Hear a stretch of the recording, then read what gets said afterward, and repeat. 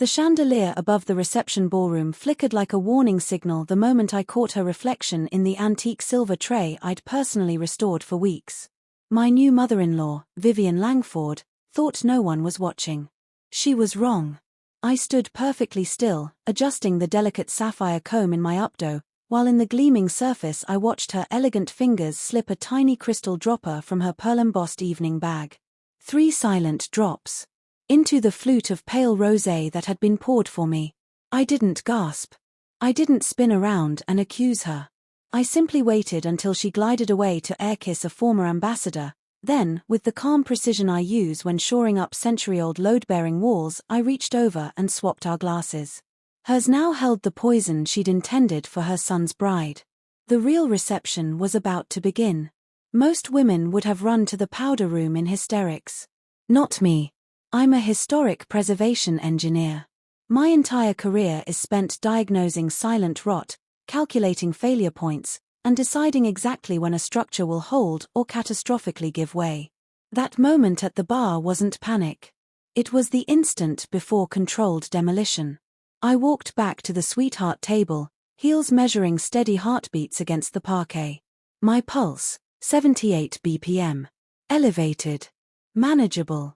I smoothed the midnight blue velvet of my gown and slid into the seat beside Julian, the trauma surgeon who routinely pulled children back from the edge of death but had never quite seen how close his own mother came to murdering his future.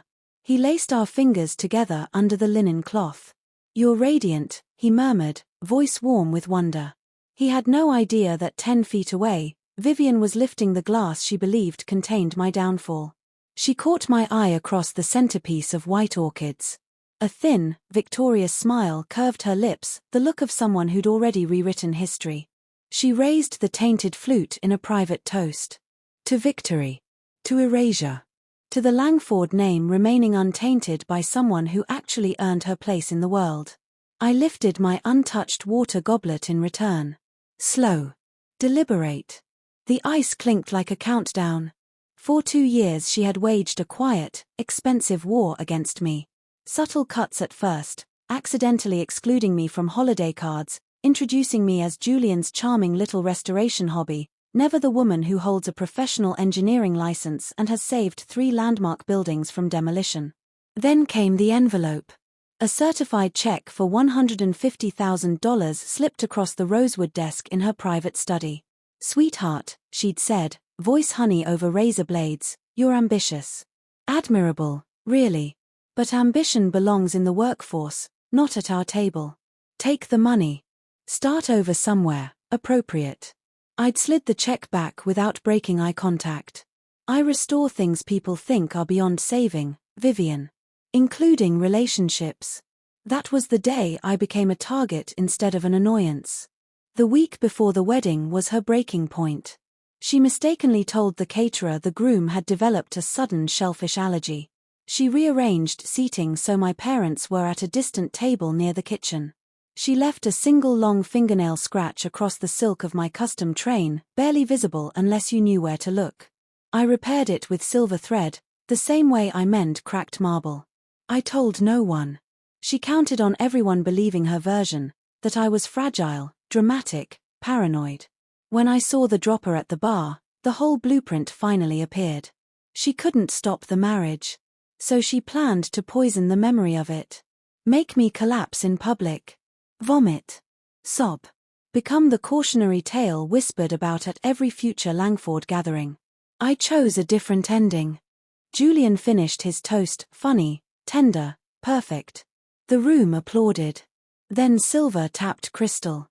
Vivian rose in her champagne silk gown, glass in hand. "Marriage," she announced, voice carrying the polish of decades of boardroom and ballroom, "is about legacy. Lineage. Knowing exactly who belongs beside you." Her gaze pinned me like a specimen. "And who does not?" She lifted the poisoned rosé. "To my son, and his beautiful bride." She drank. Deeply. 1 swallow. 2. Gone. For 90 seconds, nothing. She resumed her seat, smug, already turning to gossip with my aunt about vineyard real estate. Then the building began to groan. At 2 minutes 12 seconds her fork froze mid-air. Color drained from her face in ugly patches. She touched her throat once, twice. Eyes widened in sudden comprehension. She tried to stand. The chair caught her thighs. She lurched. A hand slapped the table. Crystal shattered. Lilies toppled. Then came the sound, a raw, choking heave that silenced every conversation in the room. Vivian Langford, pillar of society, queen of discretion, vomited violently across the ivory damask, the porcelain, the hem of her couture gown. The smell rolled outward like smoke. Julian was on his feet in an instant. "Mom." He dropped beside her, fingers searching for a pulse, training overriding horror. Guests screamed. Phones appeared. Chaos. I stayed seated one heartbeat longer, watching the ruin she'd architected for me reflected back at her. When the paramedics burst in, I stood, calm, directing traffic. Music off. Clear the center aisle. Move the tables. Julian worked beside the medics, voice clipped, clinical. Then Vivian's beaded clutch hit the floor. Clasp popped. Out rolled a lipstick, a monogrammed compact, and one empty crystal dropper. But that wasn't the worst part. Tucked beside it lay a folded sheet of heavy ivory stationery. Her unmistakable calligraphy. I picked it up. Walked to Julian. Handed it over without a word. He read. The color left his face entirely. It was a statement. Prepared days in advance. My new daughter-in-law has battled substance issues for years. Tonight's stress, combined with alcohol, appears to have triggered a painful episode. We ask for privacy while we arrange the appropriate care. She hadn't just planned to poison me. She'd scripted my public humiliation. She would have taken the microphone while I retched and pronounced me broken for the rest of our lives. Julian folded the note. Tucked it into his breast pocket. Looked at the woman moaning on the stretcher. Then at me. She didn't have a medical emergency, he told the lead paramedic, voice like tempered steel. She ingested a sedative hypnotic compound. Check the bag. There's a dropper. Call the authorities. 12 months later, Vivian is serving 18 months for aggravated assault with intent to harm. The pre-written statement obliterated any claim of impulse or diminished capacity. Julian and I skipped the family estate. We bought a crumbling 1920s craftsman across town, beautiful bones, terrible plumbing, and zero ghosts. I'm sitting on the back porch now, repairing a shattered porcelain teacup with kintsugi. Gold veins trace every fracture. The breaks don't disappear. They become the most striking part of the whole. Some families are load-bearing. Others are the termites you never see until the floor gives way. We chose each other over the blueprint someone else drew. And when the foundation finally cracked, we didn't fall. We fused, stronger, stranger, and far more beautiful for having been tested. If you've ever had to rebuild after someone tried to break you, drop a like.